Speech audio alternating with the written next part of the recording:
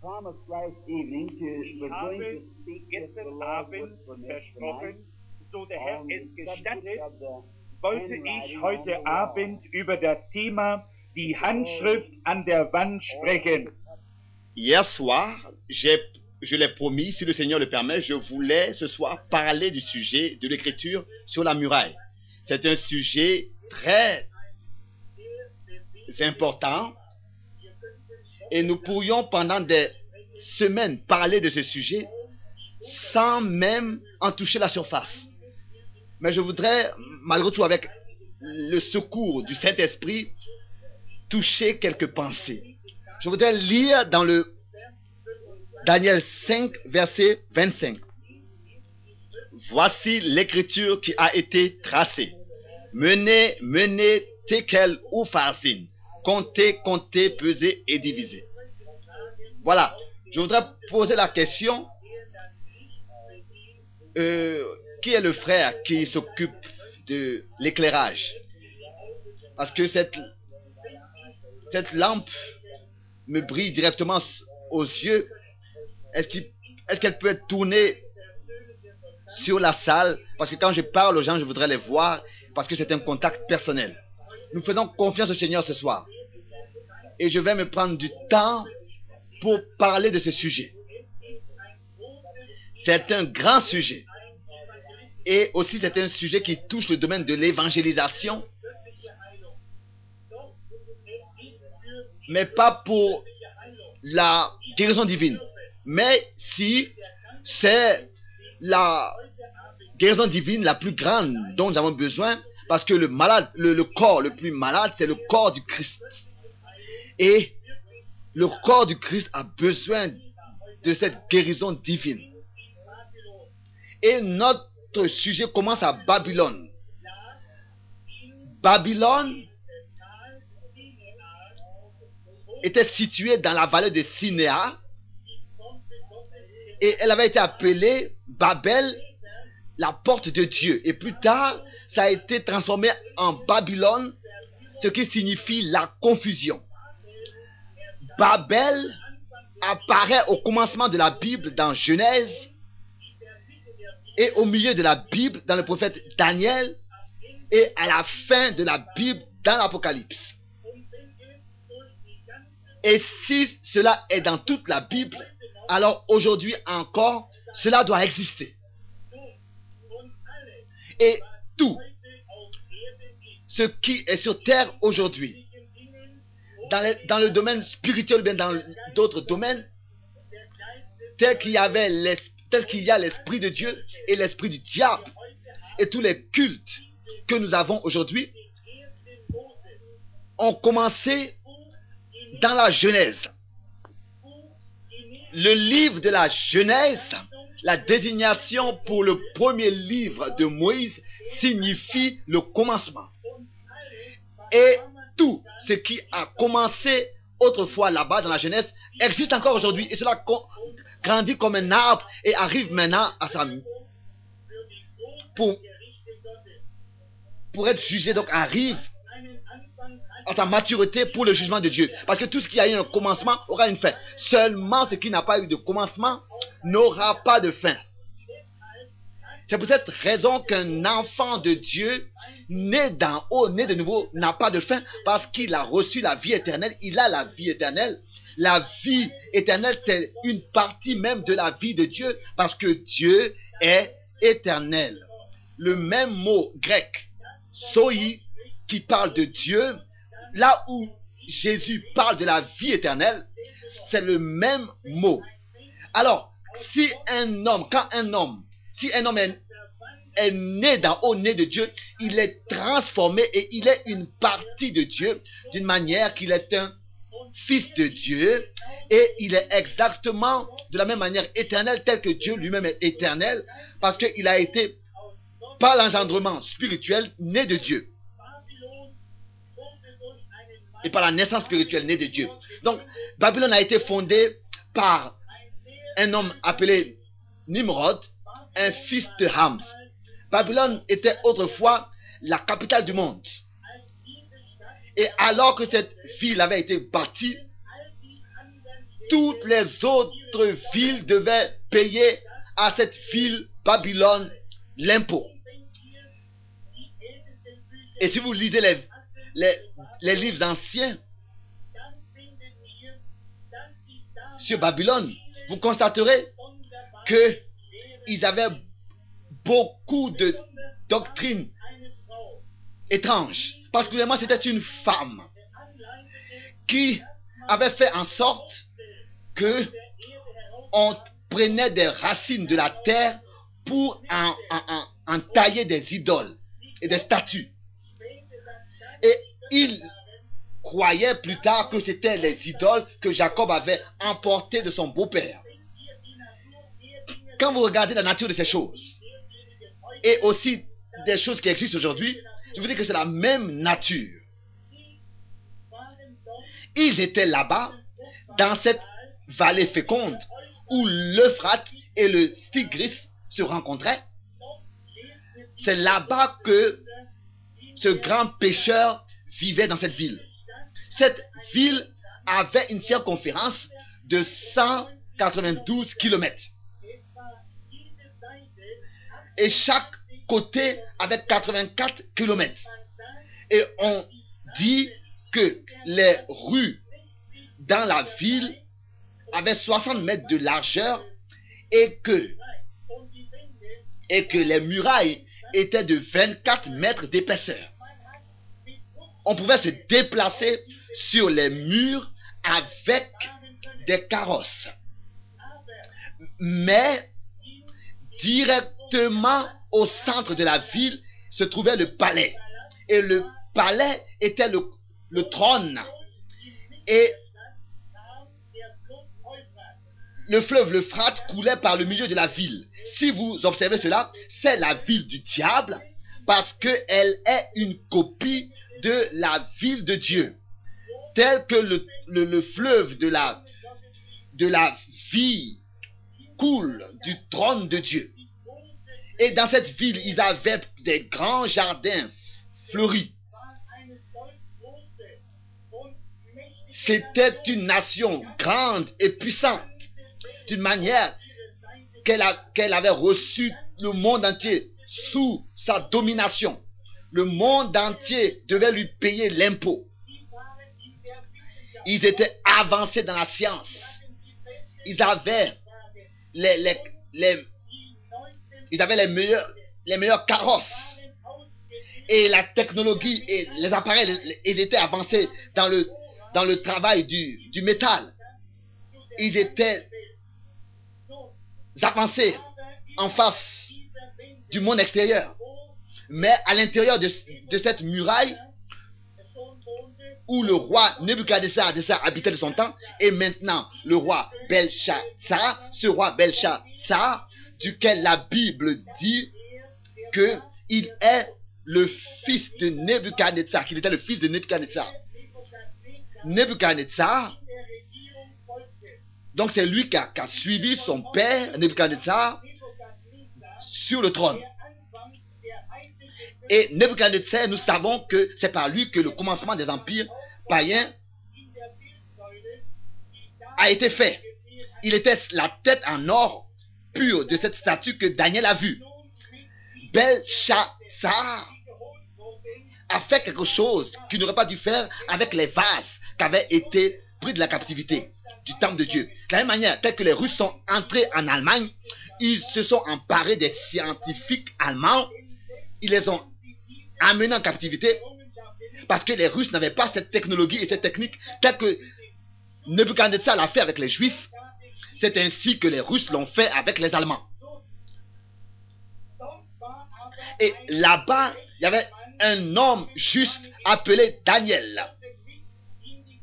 Il a été aussi pris dans la captivité.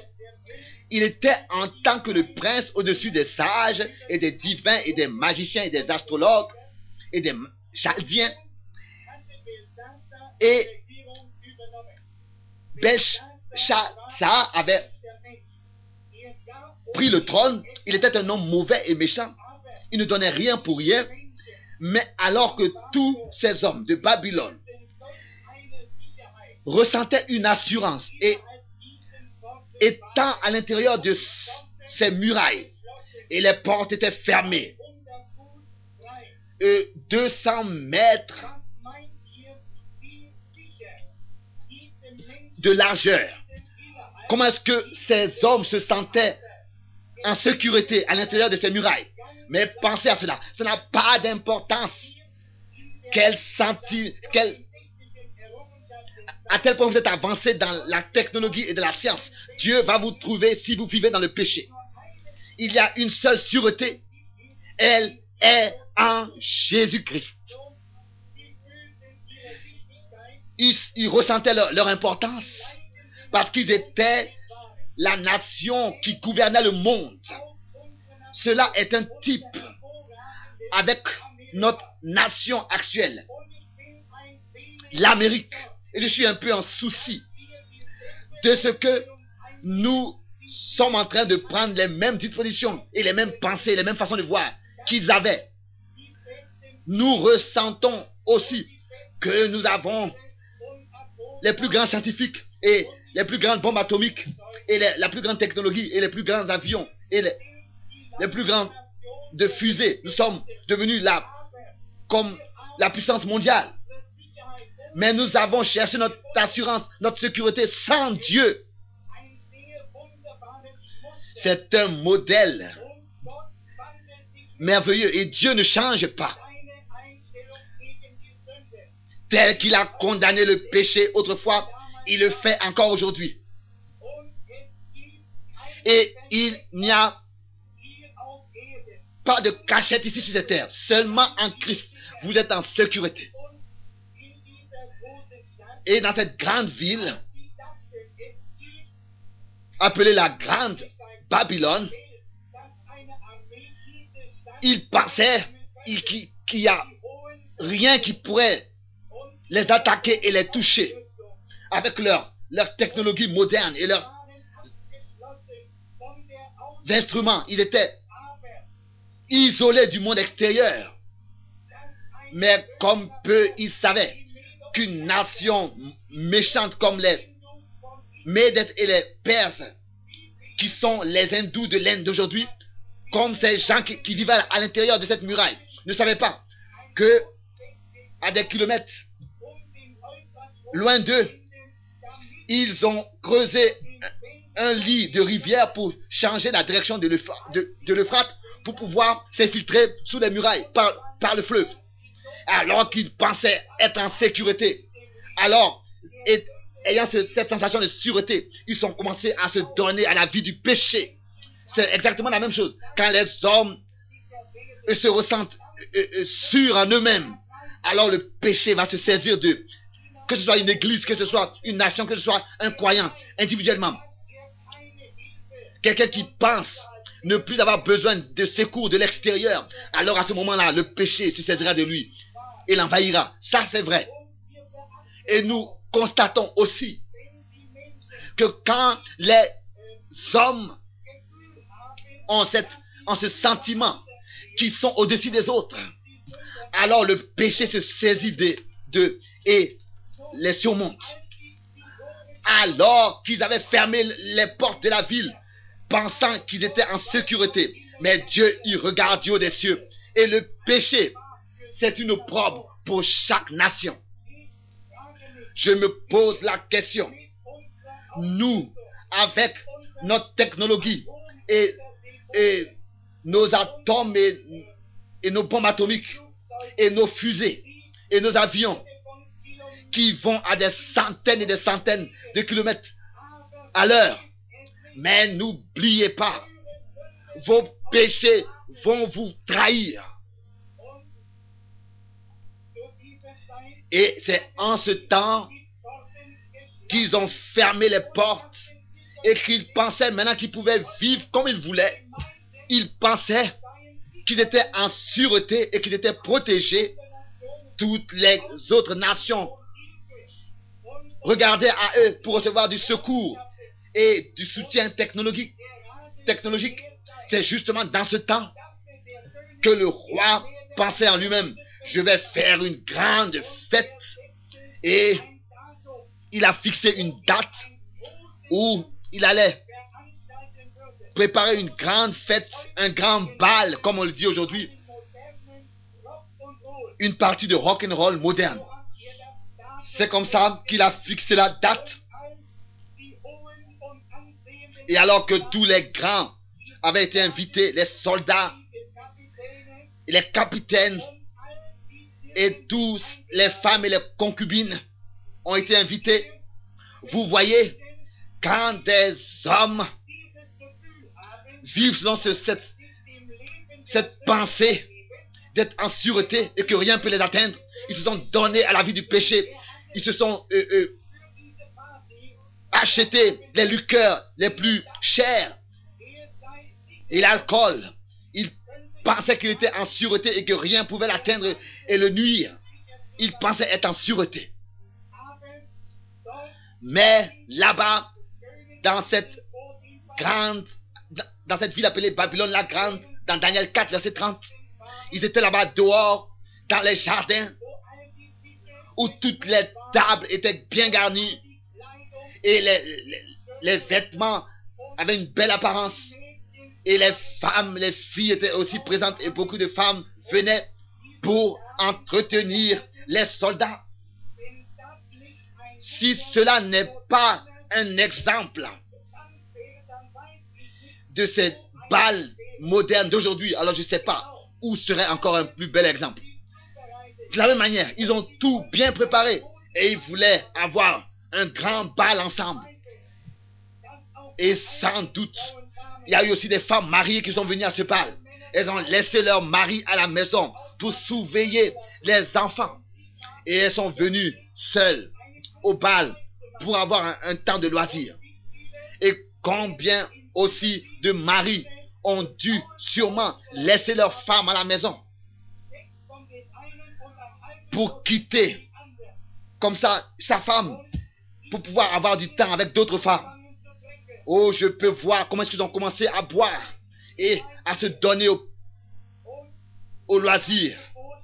Et je peux bien m'imaginer qu'ils ont laissé jouer la musique et les jeunes se sont pris l'un et l'autre, ont dansé, se sont embrassés et se sont assis sur les chaises avec les femmes. Ils pensaient qu'ils étaient en sûreté. Oh, Amérique!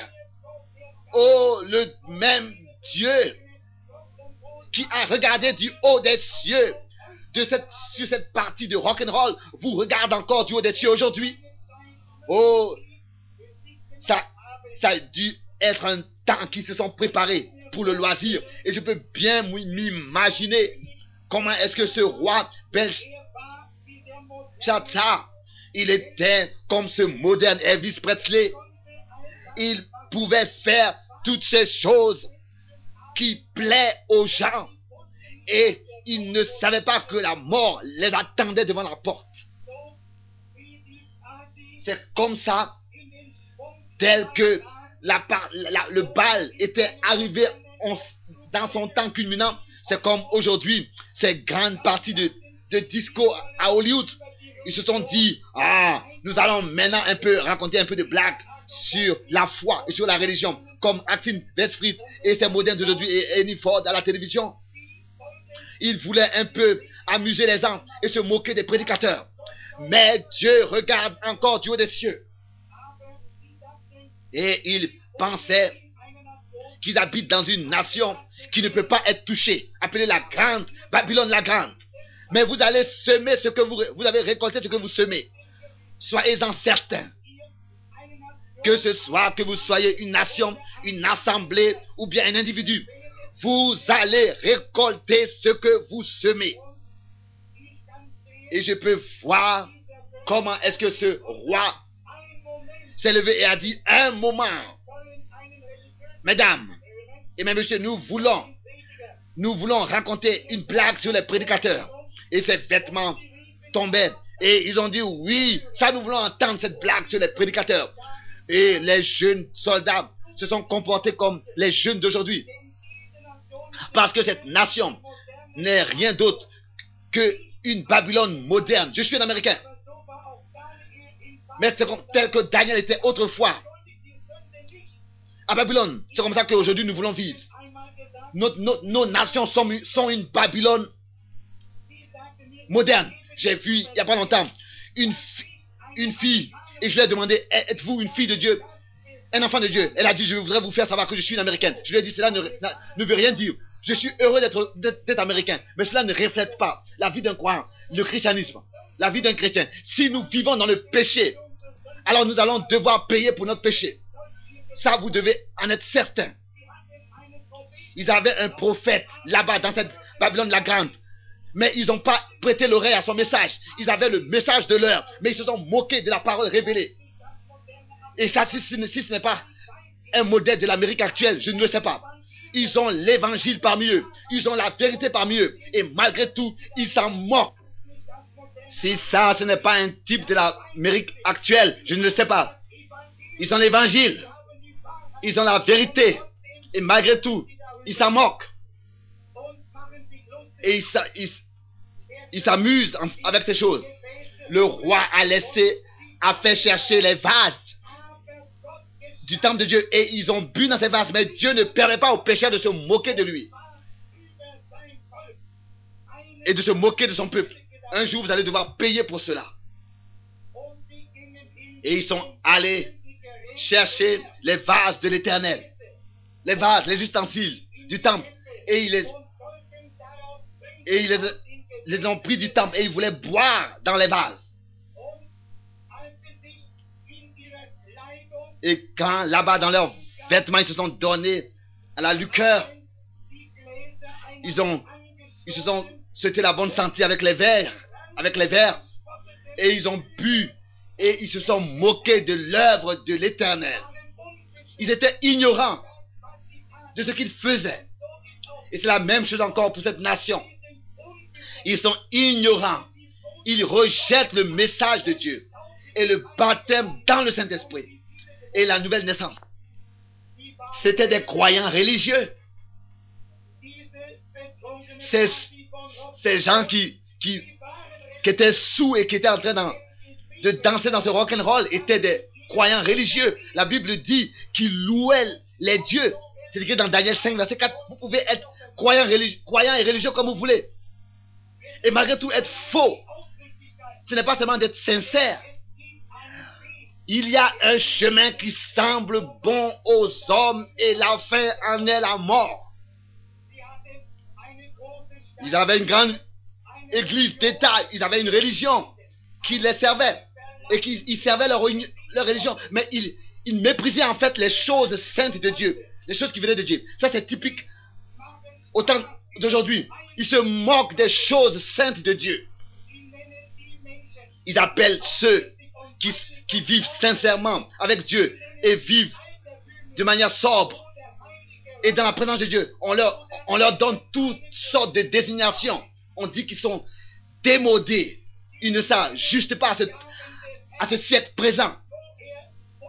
Et on leur donne un rôle de saint. Et quand le Seigneur fait des signes et des miracles par ses dons, il donne un nom à cela. Et ils disent que cela vient d'un esprit impur et de Belzébus et du démon. Oh, comment est-ce que vous pourrez échapper le jugement? Le sang des martyrs va rendre témoignage contre vous. Si Dieu ne juge pas cette nation pour son péché, il va devoir ressusciter Sodome et Gomorrhe et s'excuser auprès d'eux parce qu'il les a détruits. Nous sommes liés pour le jugement. Ces grands miracles que vous voyez, que notre Rédempteur béni a fait, ce sont des signes qui avertissent que le jugement est proche. Cette nation est déjà marquée du nord au sud, de l'est à l'ouest. Et ils rejettent la vérité de la parole de Dieu. Et ils s'en moquent. Ils écrivent dans leurs journaux comme si rien ne se serait passé. Oh, c'est une Babylone moderne. Alors qu'ils étaient en train de boire et qu'ils étaient en train de se souhaiter la bonne santé avec leur verre, il y a quelque chose subitement qui s'est passé alors que ce Belshazzar était en train de boire dans les vases d'or et d'argent. Ses yeux ont fixé la muraille et il s'est tourné et il regardait dans la direction en face du chandelier et il y a eu une main d'homme qui a apparu et a commencé à écrire sur la muraille. Je voudrais que vous observiez cela. Il était écrit directement sur la muraille. Pas seulement là-bas où ils étaient dans le jardin, mais ici où la lumière frappait la muraille. Dieu ne fait pas ces choses dans l'obscurité, dans un coin. Dieu fait ces choses publiquement et dans la lumière. C'est comme ça que son écriture surnaturelle a eu lieu sur la muraille, dans cette grande salle. Et le roi a dû sûrement voir cela en tant que premier, en tant que première personne. Cet homme-là, moderne, qui fait des blagues, qui serait adéquat pour les émissions de radio et de télévision, pour amuser les gens, alors qu'il voulait boire dans ce vase en or, ses yeux sont sortis de lui. Et il était troublé. Oh, ça je le pense bien. Parce que la Bible dit au verset 6 de Daniel 5 que les jointures de ses reins se relâchèrent. Mais si quand Dieu montre ces signes, je vous dis c'est le temps d'être troublé et d'être ébranlé. Et nous voyons que son chant de rock'n'roll a dû cesser. Parce que maintenant il était troublé alors qu'il voyait l'écriture sur la muraille. Je peux bien me représenter cela. Sa femme avec les lèvres maquillées, rouges, et je ne sais pas de combien de couleurs, et ses cheveux comme ça, selon le bien sortant d'un friseur. Elle a dû dire, mais qu'est-ce qui se passe avec le roi aujourd'hui? Et elle a dit, oh, nous voulons encore danser le prochain chant. Et la musique a commencé encore. Oh, cette nation, je vous dis qu'un jour, votre rock'n'roll et votre musique va cesser. Si vous n'écoutez pas aujourd'hui à la voix d'un prédicateur envoyé de Dieu, vous allez devoir écouter la voix de l'Éternel le jour du jugement. Mais je vous dis que votre musique va cesser. Et vous allez chanter comme sur le Titanic. Mon Dieu, plus proche de toi, plus près de toi. La musique a cessé. Et ils ont vu celui qui leur racontait des blagues, cet homme-là, qui était adéquat pour une émission de télévision, que ses genoux se heurtaient l'un contre l'autre. Et ils voyaient que cette grande chose se passait. Oh, ils se sont dit, mais oh, nos murailles, nos murs sont fermés et les portes sont fermées. Mais il pensait en lui-même, mes sentinelles sont sur la tour. Mais vous voyez, Dieu n'a pas besoin de passer par les portes. Dieu descend de la gloire. Et sa main a écrit sur le mur. Et en se dépêchant sur cette place moderne, la Bible dit que tous les magiciens et tous les astrologues, les cardinaux, les papes et les évêques, tous ces gens, ces dignitaires étaient réunis.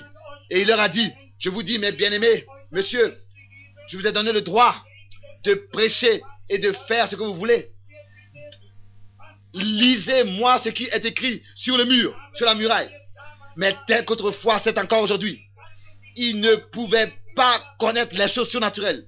Ils ne connaissaient pas les choses surnaturelles. Ils ne pouvaient pas interpréter les langues. Ils ne connaissaient pas la langue céleste. Ils ont été trouvés muets.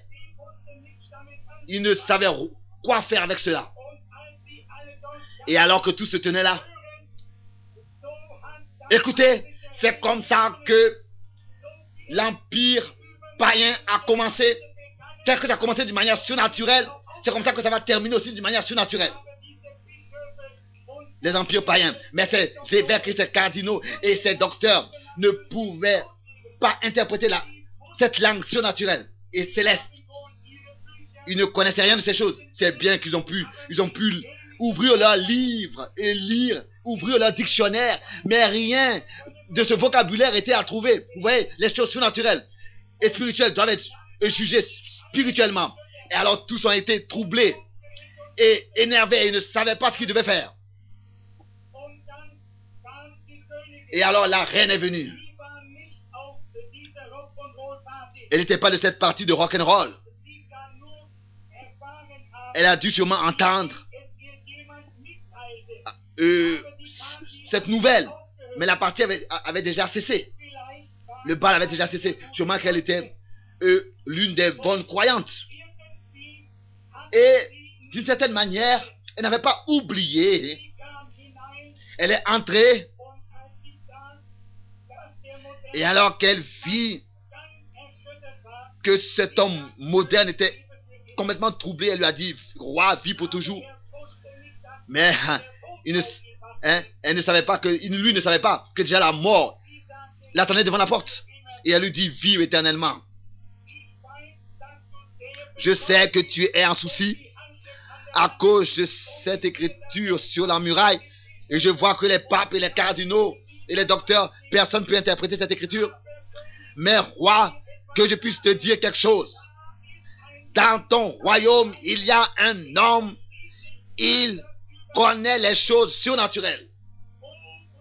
Oh frère, si nous voyons aujourd'hui l'écriture sur la muraille, je vous dis qu'il y a ici, aujourd'hui, il y a un homme qui connaît ces choses. Peut-être que vous êtes allé chez chaque docteur et médecin dans la ville et ils vous ont dit que vous devez mourir. Mais il y a un homme ici qui connaît le surnaturel. Peut-être que vous avez vécu dans le péché d'une manière que votre âme est noire comme les murs noirs de l'enfer, sale, et vous êtes en train de vouloir vous suicider, mais il y a un homme ici, son nom s'appelle Jésus. Il connaît les choses surnaturelles. Il est parmi nous, il est dans notre royaume parce que nous sommes dans son royaume. Il y a ici un homme, il connaît la chose surnaturelle. Parce qu'il y a des années passées, ils avaient trouvé qu'en Daniel, il y avait l'Esprit de Dieu. Et il avait un esprit supérieur et surnaturel. Il pouvait interpréter les choses, il voyait des visions. Et chaque interprétation était 100% la vérité. Ça veut dire, non, ne t'inquiète pas, roi. Donne-moi seulement quelques minutes. Je vais aller le faire venir. Un jour, vous allez faire venir le Seigneur. Aujourd'hui, peut-être que vous n'avez pas de place pour lui dans vos maisons. Vous êtes tellement occupés, assis devant la télévision et en train de jouer aux cartes et à toutes sortes de choses et en train de boire la bière et à prendre part à des danses. Mais un jour, vous allez l'appeler. C'est vrai, vous allez vouloir l'invoquer. Et c'est ainsi que Daniel a été fait entrer en tant qu'un prédicateur de la justice, un homme de Dieu. Je peux bien m'imaginer qu'un homme habitait là-bas et n'aurait pas parlé contre cela. Mais vous voyez, sûrement un homme de Dieu n'aurait pas pu vivre là-bas parmi eux et ne pas parler contre cela. Mais le roi n'a pas accepté son message. Mais Daniel a été maintenant amené devant eux. Et pourquoi est-ce que les papes et tous ces docteurs n'ont pas pu interpréter la langue? Ils n'avaient rien pour pouvoir le faire. Qu'est-ce qui s'est passé alors? Ces hommes n'avaient pas l'esprit de Dieu. Mais alors il a dit, oh, Belshazzar, ces choses ne sont pas cachées devant toi. Tu sais très bien ces choses. Et je souhaiterais, Amérique, que pendant cette minute, tous vous écoutiez ma voix. Vous n'êtes pas dans l'ignorance concernant tout ce qui s'est passé. C'est écrit dans Daniel 5, verset 22. Tel que les nations qui ont péché devant vous et ont fait la même chose. Et nous sommes aussi pesés sur la balance et trouvés trop légers. Qu'est-ce qui s'est passé avec la France? Qu'est-ce qui s'est passé avec l'Allemagne? Qu'est-ce qui s'est passé avec d'autres nations qui se sont données à des concubines, à des femmes et ont fait tout ce qu'ils voulaient? Et leurs vies se sont terminées de la même manière. Et ils n'ont pas pu s'échapper du jugement. Dieu est juste. Et il a dit, ton père, Dieu l'avait fait devenir un grand homme, une grande gloire, et lui a donné une grande magnificence, et il a oublié, il s'est attribué cela, et Dieu l'a transformé en bête. Tu connais, tu sais toutes ces choses, tu sais très bien toutes ces choses, et malgré tout, tu continues à faire la même chose comme ton père, et tu prends les saints vases de Dieu, et tu te moques d'eux. Reconnaissez cela, l'écriture était écrite sur la muraille, et en ce temps-là, ton royaume est pesé, tes jours sont comptés, et ton royaume sera pris de toi, ôté de toi, et donné à une autre nation, donc sera divisé, donné à une nation brutale et grande, une nation qui est exactement mauvaise comme vous. Dieu fait en sorte que le péché combat le péché. Et ça, je vous dis quelque chose.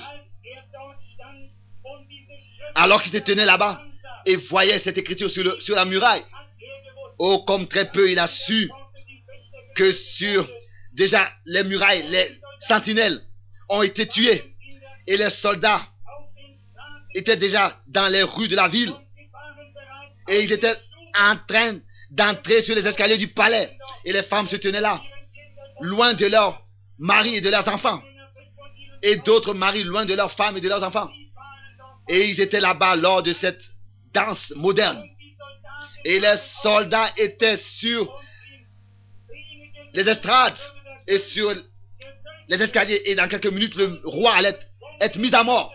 Tous ces sous auraient été mis à mort aussi,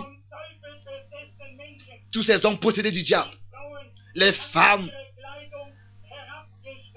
avaient déchiré leurs habits et les jeunes filles étaient aussi présentes. Mais qu'est-ce qui s'est passé? Ils ont été tous mis à mort après que les hommes avaient vécu avec eux. Ces soldats sous, après qu'ils aient vécu avec ces filles, tout était devant la porte. Parce qu'ils avaient été tous pesés sur la balance et trouvés trop légers, vivant dans le péché. Je vous pose la question avec tout notre modèle, avec cette façon de vivre moderne. On se moque des réunions. Comme la Bible dit, l'église du Dieu Tout-Puissant a l'apparence de la piété et renie la puissance. Je vous pose la question, texte écrit dans 2 Timothée chapitre 3, où on pense être en sûreté et on constate que la Russie est à plusieurs années avancée que nous dans la science. Vous avez trop vécu dans le péché. L'église dort, elle ne vient plus aux réunions de prière. Ils ne prennent plus soin d'être remplis de cet esprit et de vivre dans la présence de Dieu. Et même l'église aussi élève la voix contre l'esprit de Dieu. Eux aussi ne veulent pas les choses de Dieu. Ils sont comme ça, ensemble réunis dans toutes sortes de groupes et de divisions. Ils sont assis devant la télévision et dans des partis. C'est vrai, les mêmes esprits sont encore aujourd'hui. Cela semble être désagréable, mais c'est vrai. Il y a trop de prédicateurs qui n'osent pas prêcher sur le péché et le déraciner de la racine par l'esprit de Dieu, être poussé et prêcher contre le péché et dire la vérité ouvertement. Bien sûr, Billy Graham le disait autrefois, que cette nation pourrait recevoir un satellite russe en quelques moments. Où est-ce que nous serions alors? Vous n'allez pas continuer comme ça à encore écouter vos disques. Vous êtes pesé sur la balance et trouvé trop léger. Qu'est-ce qui s'est passé? L'écriture est sur la muraille. Les Russes ont leur fusée qu'ils ont envoyée dans l'espace et nous ne pouvons rien faire contre cela. Et ils sont montés à des centaines de kilomètres dans l'air. Ils peuvent dans les quelques 30 minutes faire tomber toutes sortes de choses sur la planète de la Terre. Nous ne pourrons rien faire contre cela pour empêcher cela. Tout est dans leurs mains. Une nation communisme qui désire verser le sang. C'est ce dont Dieu a besoin pour juger le péché. condamner le péché. Si vous lisez la Bible, vous saurez que la Russie doit le faire. Selon l'Apocalypse, selon la révélation. Vous qui enseignez sur les prophéties, peut-être que vous n'êtes pas d'accord avec moi, mais je vous dis que la Russie est pour cet objectif sur cette terre.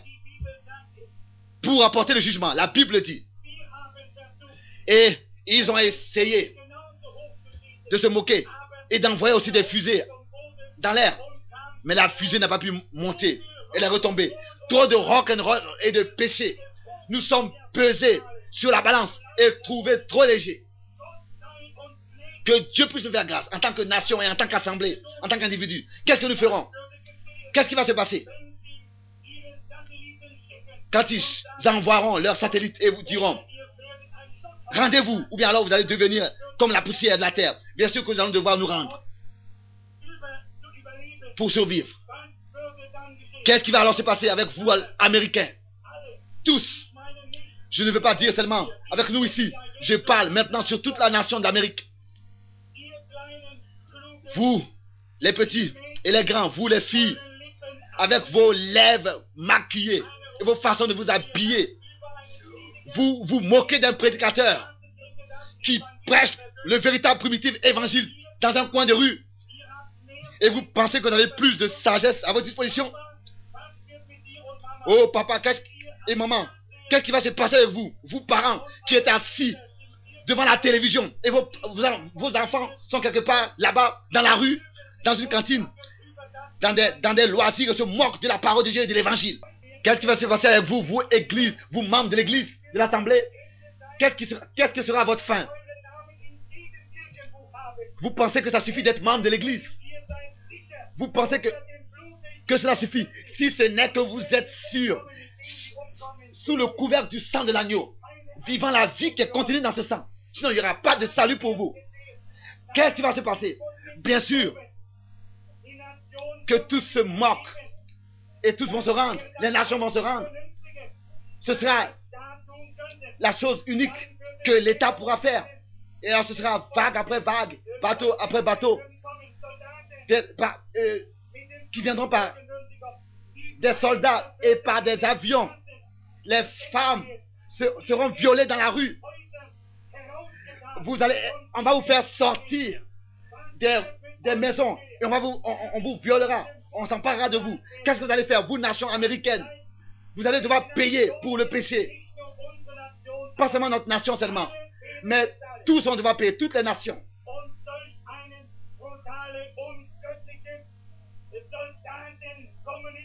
Et je vous dis que les soldats brutaux communisme viendront et vont violer vos femmes et vos enfants et vos filles.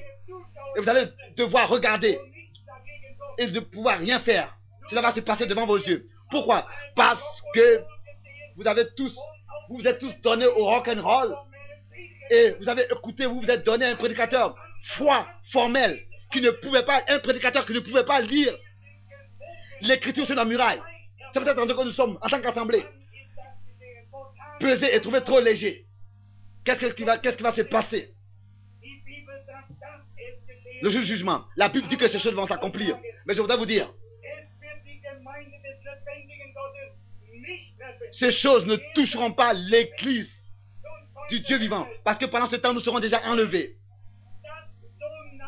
Oui, mes bien frères et sœurs, si déjà maintenant nous voyons l'écriture sur la muraille, et que le temps est proche, rien ne va pouvoir empêcher ces choses. En Amérique, la prédication de la parole a été apportée. Et les miracles et les signes dans ce temps ont été manifestés. Mais malgré tout, ils vivent dans le péché. Et regardez dans toutes les nations. Regardez dans un pays et vous avez un réveil. Et si vous avez 40 personnes qui se convertissent, et après quelques semaines, il n'y en a même plus que 4. Oh, qu'est-ce qui s'est passé? Dieu a ses élus. Quand le dernier des élus sera appelé et entrera, alors la grâce passera pour les nations et le jugement va frapper. Après que la grâce aura été rejetée par chacun. Nous sommes à la fin du chemin. La chose surnaturelle s'est passée déjà dans notre temps. Mais maintenant, la chose dernière, Dieu dans sa force, dans sa puissance, est venu dans son Fils et s'est manifesté. Et il dit que c'est du spiritisme. Ou bien alors que ça vient du diable. Ici, nous voyons l'écriture sur la muraille. Mais si toutes ces choses sont déjà proches, si déjà maintenant nous pouvons voir l'écriture sur la muraille, Chacun qui lit la Bible sait qu'avant cela, l'Église va s'enlever, va être enlevée avant que la grande tribulation frappe. Mais si ces choses sont déjà proches, si les choses qui vont se passer après la tribulation sont déjà en train de prendre forme, alors combien l'enlèvement est proche, combien la destruction est proche. Oh, loué soit le Seigneur. Le retour du Seigneur est devant la porte. L'écriture est écrite sur la muraille et nous pouvons lire dans la Bible. Et nous voyons l'ère dans laquelle nous vivons. Et nous voyons, pendant que je vous demande d'accepter vraiment le message de l'heure, le Seigneur Jésus-Christ. Jésus-Christ lui-même disait, répentez-vous. Le Pierre disait, répentez-vous et que chacun soit baptisé au nom du Seigneur Jésus-Christ pour le pardon de vos péchés. Et vous recevrez le don du Saint-Esprit. Parce que c'est à vous et à vos enfants qu'appartient la promesse. Il n'y a pas un autre nom qui aurait été donné aux hommes en dehors du Seigneur, du nom du Seigneur Jésus-Christ. Vous pouvez être baptiste, méthodiste, vous pouvez être toutes sortes, vous pouvez porter toutes sortes de noms. Vous êtes perdus. Si c'est que Jésus-Christ est né en vous et sa vie est créée en vous et que vous êtes remplis du Saint-Esprit par le baptême du Saint-Esprit, étant né d'en haut, nous courbons les têtes et nous prions. Je pose seulement la question. Combien sont ici qui savent que cela pourrait se passer? Et aujourd'hui, avec vos femmes, vous pourrez aller avec votre femme au lit et demain, elle ne pourrait plus exister. Vous, père et mère, peut-être qu'aujourd'hui, vous verrez pour la dernière fois vos enfants. Nous ne savons pas quand est-ce que nous quitterons la terre. Vous pouvez sortir dans la rue et ne plus revenir. Alors, combien l'enlèvement est proche? La Bible nous le dit. Et dans cette réunion, alors que nous avons encore l'occasion, vous, hommes qui êtes intelligents et femmes, pourquoi est-ce que vous ne voulez pas accepter l'appel de Dieu dans votre cœur et prier Dieu qu'il puisse vous remplir de sa vie éternelle? Si vous êtes encore liés dans des choses terrestres, alors je vous demande, recevez réellement le Saint-Esprit. Avant que la tribulation vienne, le Saint-Esprit va se lever de la terre. Et s'il a établi sa demeure en vous, vous allez vous élever avec lui dans la gloire. Ça n'a pas d'importance combien que vous êtes religieux. Vous ne pourrez pas être enlevé si ce n'est que quelque chose de surnaturel est en vous qui vous prendra dans la gloire. Combien sont ici qui veulent lever leurs mains pour dire, oh Jésus-Christ, je me consacre à toi. Oh Dieu, que Dieu vous bénisse partout. Plus de 200 mains se sont levées. Ô pécheurs, amis, si vous n'avez pas encore accepté Jésus-Christ, que Dieu te bénisse, que Dieu te bénisse, femme. Et que y aura-t-il encore quelqu'un? Dites, Seigneur, pense à moi, que le Seigneur soit avec vous. Oh Seigneur, pense à moi. Dites, mes yeux sont ouverts. Peut-être que j'ai dit que je suis un enfant de Dieu depuis longtemps, mais vous n'êtes pas encore réellement né d'en haut. Vous n'avez jamais en fait reçu la vie du Saint-Esprit. Si ce n'est qu'un enfant, qu'un homme né d'en haut, sinon il ne peut pas entrer dans le royaume de Dieu et ni le voir et l'hériter. Vous voulez encore, est-ce que vous voudrez lever vos mains? Et si vous avez le Saint-Esprit et qu'il revient pour prendre son église, que Dieu vous bénisse, que Dieu te bénisse, que Dieu te bénisse. Alors vous serez prêts. Que Dieu te bénisse, que Dieu vous bénisse. Là-bas, femme, dites, oh, fais-moi miséricorde, oh Dieu, parce que je vois l'écriture sur la muraille. Et vous voyez que ce qui a été dit de la Bible est vrai. C'est vrai. Cela se répète. Pesé, trouvé trop léger parce qu'ils ne se sont pas humiliés dans leur cœur. Ils se sont élevés dans leur cœur. Tout ce qui se passe dans le monde est entre la main des pécheurs. Seulement encore quelques-uns vont venir. Peut-être que c'est le dernier qui a été déterminé à entrer. Parce que quand le dernier entrera, alors les jugements vont frapper. Encore quelque chose. Peut-être que c'est vous. Est-ce que vous ne voulez pas accepter aujourd'hui, ce soir? Il y a encore 20 ou 30 mains qui se sont levées. Nous n'avons pas de place pour leur demander de venir devant et d'appeler à l'autel. Il n'y a plus de place ici devant pour appeler à l'autel. Mais je vous pose la question. Sûrement que vous êtes sincères. Écoutez la voix d'avertissement. Soyez sincères et demandez à Christ et dites-lui au Seigneur, fais-moi grâce, moi pécheur, et agrée-moi, accepte-moi avant que je quitte la ligne de la grâce. Laisse-moi sortir du péché avant que le temps de la grâce arrive à sa fin. Le Seigneur le fera alors. Priez alors que je prie pour vous aussi. Béni Seigneur. Nous sommes ici dans un état difficile ce soir. Nous lisons ta parole et nous savons qu'à tout moment, ces choses pourront s'accomplir et venir sur nous. Et on chantera au plus proche, plus près de toi. Mon Dieu, plus près de toi. Mais cela ne servira à rien. Ce sera trop tard. Et toute cette technologie est là. Et même si on serait rempli de toutes ces choses, ce sont des tonnes et des tonnes d'énergie atomique. Et le monde entier pourrait être détruit par cette bombe atomique. Ces bombes atomiques. Et la Bible dit que cela se passera. Ils sont remplis de toutes ces technologies. Nous voyons l'écriture sur la muraille. Oh Seigneur, je ne suis pas capable d'apporter un tel message à ton peuple. Je me sens incapable et trop petit pour parler de ce sujet si important et si grand. Pardonne-moi, Seigneur. Je ne suis pas capable de parler de ça. Mais je te demande de tout mon cœur que ce message puisse être reconnu par le peuple. Que ce message puisse donner au peuple de reconnaître l'heure dans laquelle il est arrivé et de prendre une décision sérieuse devant ta face. Que tu puisses remplir chacun ici présent de ton Saint-Esprit et faire d'enfants d'hommes, des enfants de Dieu, qui puissent en Jésus-Christ être baptisés et entrer dans la sûreté. Il y en a qui pensent être en sûreté, mais nous ne le sommes pas. Comme les Babyloniens pensaient qu'ils étaient en sûreté, mais ils ne le sont pas. Ils ne l'étaient pas. C'est toujours des hommes méchants. Ils sont restés dans leur vieille nature. Et nous aussi, nous ne pouvons pas rester dans notre vieille nature et penser être en sécurité.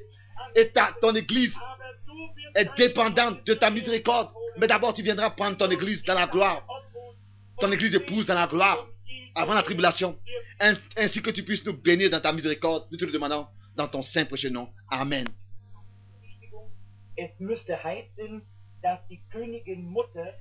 Ici, il y a une correction à faire. Ce n'est pas la reine qui est allée chercher Daniel, mais dans le texte original, c'est la mère du roi qui est allée chercher Daniel. Merci.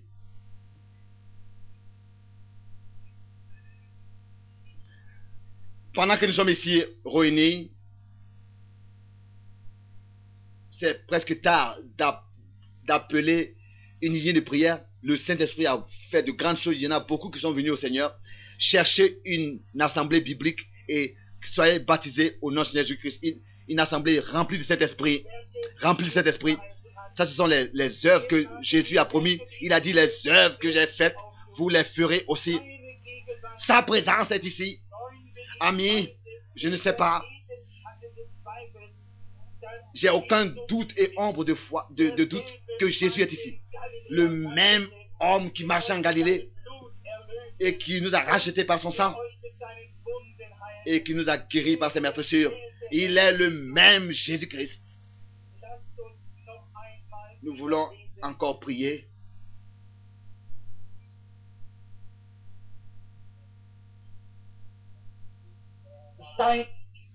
Soyez dans la prière pendant que je consulte l'Esprit pour savoir ce qu'il veut faire. Oh, cette musique glorieuse que j'entends. Si les hommes pouvaient entendre cela, peut-être que il y a des hommes qui étaient assis, où vous êtes assis ce soir, Ils n'ont pas entendu. Et ils n'ont pas écouté. Peut-être qu'il y a des hommes qui étaient assis ici, où vous êtes assis, ils n'ont pas écouté. Ils voudraient encore bien écouter, mais c'est trop tard. Seigneur, toi qui as créé le ciel et la terre, toi qui as envoyé Jésus, en lui habitait la plénitude de la divinité corporellement. Tu as dit par ses lèvres, je suis le sceptre, vous êtes les sarments. Ce n'est pas le sceptre qui porte les fruits, mais c'est les sarments qui portent les fruits. Je te demande, Seigneur, que ces hommes puissent reconnaître le message, que ce message, qu'ils puissent reconnaître que cela, que cette parole vient de toi et que nous vivons dans la fin des temps, à la fin de la fin des temps. Il y a sûrement ici des malades, accorde-leur du courage et de la foi pour qu'ils puissent recevoir leur guérison. Nous nous consacrons à toi en tant que l'Église du Dieu vivant. Seigneur, chaque main s'est levée ici. Que tu puisses faire quelque chose de particulier, oh Dieu, pour que ces hommes puissent se consacrer à toi d'une manière que l'Esprit puisse agir parmi eux et en eux.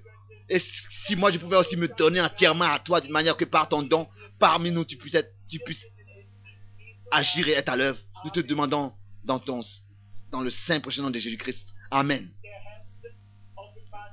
Le Seigneur révèle toujours d'abord la miséricorde avant de donner le jugement. Nous voulons prier.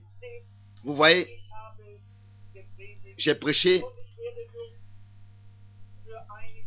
et je vais seulement prier pour quelques-uns. Priez aussi vous. La Bible dit qu'il est le grand sacrificateur qui a compassion avec notre faiblesse. S'il est le même hier, aujourd'hui, éternellement, alors aujourd'hui, il doit aussi avoir compassion avec nous et faire la même chose. S'il est le même, s'il peut être touché aujourd'hui, maintenant, alors touchez-le dans la foi. Alors, il dira, voici, vous savez, alors qu'il était sur cette terre dans les réunions, il a dit à Pierre, ton nom est Simon, tu es le fils de Jonas, tu t'appelleras Pierre. Et il était l'apôtre bien-aimé. Alors que Philippe est allé chercher Nathanaël, il lui a dit, un Israélite dans lequel il n'y a pas de fausseté. Et il lui a dit, mais comment est-ce que tu me connais? Il a dit, avant même que Philippe t'ait appelé, je t'ai vu sous le figuier. Et cette femme qui perdait du sang depuis des années, beaucoup étaient présents, qui disaient qu'il a le Belzébuth et tout ce qu'il fait, c'est pas un mauvais esprit. Mais lui, le fils, il disait, je ne fais rien, si ce n'est que le Père me le montre. Et ce que je fais, vous le ferez aussi. Mais cette femme qui perdait le sang, elle l'a touché dans la foi, sachant qu'il venait de Dieu. Même si ce sont ici ce soir seulement 2 ou 3 personnes qui auront réellement la foi, et si Dieu parle avec vous par son esprit, comme il a fait sur cette terre, alors est-ce que vous tous vous accepterez votre guérison? Que Dieu puisse l'accorder, c'est ma prière. Alors priez seulement. Combien d'hommes sont ici qui sont malades, qui veulent être guéris? Regardez partout, les mains se lèvent. Vous qui êtes malade et qui voudriez être guéris. Bon. Je ne connais personne dans cette salle, Je crois que cette fille ici s'appelle Rosella, qui était alcoolique. Mais quand elle a été délivrée de l'alcool et de la boisson, sur la plateforme, le Seigneur lui a révélé tout et lui a été dit qu'elle sera guérie. Elle est un triomphe de la grâce de Dieu. Elle a visité des médecins, et elle avait été empoisonnée par l'alcool. Et je remercie ce frère, c'est lui qui a envoyé les fleurs. Il n'y a pas longtemps. Oui, son frère, son nom s'appelle Monsieur Schultz. Je crois qu'en dehors de ces deux, j'ai vu le frère Saltzman, je ne sais pas où est-ce qu'il est. Quoi qu'il soit, je crois que ce sont ces 3 personnes que je connais, mais sinon, tout le reste me sont inconnus. Mais Dieu vous connaît tous. Si vous priez, examinez votre foi. S'il vous plaît, soyez dans un esprit de prière et soyez calme pour les minutes qui suivent. Si vous pouvez seulement croire, soyez calme, si possible, le plus possible que vous le pouvez. Soyez très calme et dans la prière et pensez, Christ l'a promis. Il a dit, le monde ne me verra plus. Un peu de temps, le monde ne me verra plus. Mais vous me verrez. Car moi, pas un autre, moi, c'est un pronom personnel. Moi, je serai avec vous, en vous, jusqu'à la fin du monde. Les œuvres que j'ai faites, vous les ferez aussi. Jésus-Christ est le même, hier, aujourd'hui et pour toujours, éternellement. C'est vrai, cela doit être vrai. Oui, je suis très reconnaissant, Seigneur. Vous pouvez maintenant couvrir vos têtes pour la prière. Là-bas, il y a une femme de peau noire. Femme, je ne te connais pas, mais Dieu te connaît. Là-bas, la lumière est sur cette femme. Elle a, si le Seigneur me le révèle, ce qu'elle a et pourquoi est-ce qu'elle prie, est-ce que vous croirez que c'est le Seigneur Jésus qui veut vous secourir? Tu dois sûrement être dans des difficultés. Mais vous dites, mais ami, je ne vois pas. Mais c'est possible, moi je regarde, je vois. Vous dites, mais frère Branham, si toi tu peux voir la lumière, nous aussi nous pouvons la voir. Nous devons pouvoir la voir. Non, Paul voyait Jésus en forme de lumière, mais ceux qui étaient avec lui ne le voyaient pas.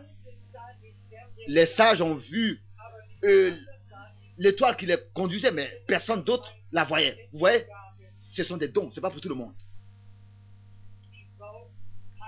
La femme a des difficultés dans ses organes intérieurs, particulièrement au cœur. Elle a des douleurs de cœur. Écoute, ton nom s'appelle Essis. Ton dernier nom s'appelle Abshal. Tu habites dans le nord de la rue de Cleveland et ton adresse 565. Tu as touché quelque chose. Et je sais que tu m'as... que c'est pas moi que tu as touché. C'est le Seigneur que tu as touché. Tu le sais. La femme qui est derrière toi, elle aussi, elle prie. Elle prie pour quelqu'un d'autre. Et ça, c'est ta mère là-bas.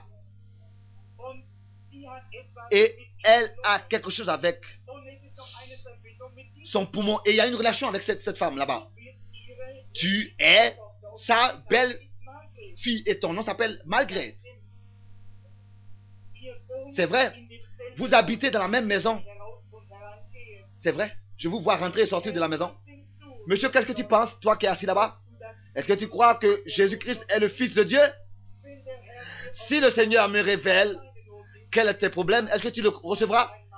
Tu as des douleurs d'estomac, c'est vrai? Si c'est vrai, lève-toi s'il te plaît. C'est correct.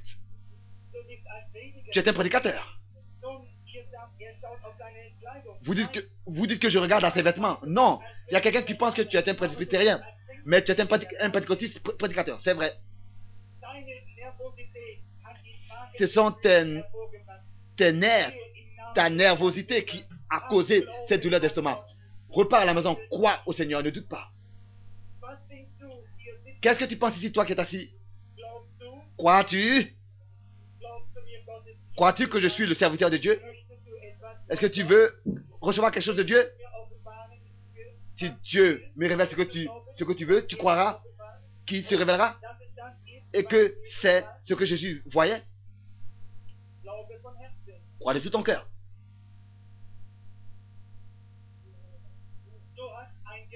Tu as une tumeur et elle est dans ta hanche et tu as aussi des douleurs d'estomac. Et cela vient de la nervosité. Ton nom est Iva Meir. Redma est ton prénom. Est ton nom de famille. Tu habites dans la rue numéro 13, Reststrasse. pour que tu puisses savoir que je suis un serviteur de Dieu et que ce que je dis est vrai. C'est ta fille là-bas, qui est assise là-bas. Elle a de l'hémorroïde. Et cela vient sur elle quand elle est en colère. Ton frère là-bas, c'est ton frère. Le monsieur là-bas, c'est ton frère. Et tu veux aussi compris pour lui. Il a des problèmes d'équilibre. Et il n'y a pas longtemps, il a perdu beaucoup de poids. Ainsi dit l'Éternel.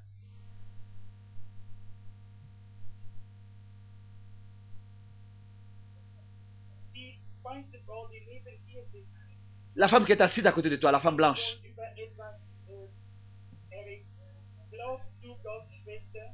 Elle est en colère, elle est nerveuse à cause de quelque chose. Est-ce que tu crois ce qui est dit? Tu crois que Jésus-Christ, le Fils de Dieu, est parmi nous? Et que bientôt il revient? Tu as des douleurs d'intestin. Et tu as des douleurs d'estomac et d'intestin. Tu n'es pas de cette ville. Tu es de Détroit. Ton numéro de la ville où tu habites, de la rue, est 1, 2, 3, 4. La rue de Famla Street, à Sikidam. Tu es d'origine italienne. Ton nom est Viola Polomba. Polomba est ton nom de famille. Crois Dieu et reçois selon ce que tu as prié. Qu'est-ce que vous pensez ici? Croyez-vous de tout votre cœur? Femme, toi qui es assise là-bas, crois-tu de tout ton cœur? Oui. Toi là-bas, à la fin, derrière, qu'est-ce que tu penses? Toi qui es assise à côté, est-ce que tu crois de tout ton cœur? Mère, toi qui me regardes, qu'est-ce que tu penses sur cela? Crois-tu que le Seigneur Jésus-Christ peut guérir tes crampes de nerfs que tu as? Si je te dis, est-ce que tu croiras? Si je te dis que ton mari a des douleurs d'oreilles, tu croiras? D'abord, tu n'as pas compris, mais maintenant tu as reçu ta guérison. Et toi, femme qui est assise à côté, est-ce que tu crois que Dieu te guérit? Oui. Oui, c'est en ordre. Alors ton athlétisme aussi te quittera. Qu'est-ce que tu penses, toi qui a fait un signe de la main? Est-ce que tu crois que Dieu guérira tes douleurs d'estomac et de cœur? Et toi qui es assis à côté de lui et qui le regarde, toi aussi tu as des douleurs de cœur. Et tu as le diabète. Est-ce que tu crois que Dieu te guérira? Est-ce que Dieu t'a guéri? Tu peux recevoir ta guérison. Oh, croyez seulement Dieu. Toi qui es assis ici là-bas, à la fin du rang. Tu crois, tu devrais croire. Tu viens d'être guéri d'une douleur de pied. Tu crois que Jésus-Christ sait toutes choses. Tu pries, tu es en train de prier pour ton frère. Et il habite à l'est. Et il a une opération. Et il y a un poumon qui a été enlevé et il est opéré à l'autre. Tu crois qu'il est guéri? Alors reçois selon tes prières. Oh, loué soit le nom du Seigneur.